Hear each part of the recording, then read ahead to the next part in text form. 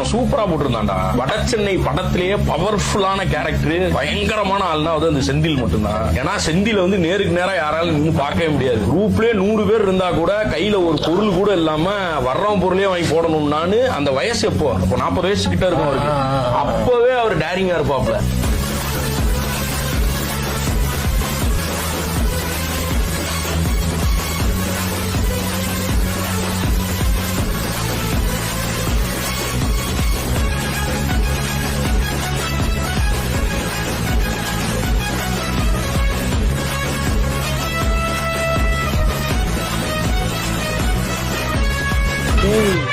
காலம் தாமதமானாலும் பதில் தரமா இருக்கும்டா. இவ்வளவு நாள் நான் ஒதுங்கி இல்ல, பாயிரத்துக்கு நேரம் பார்த்து பதுங்கி இருந்தேன்.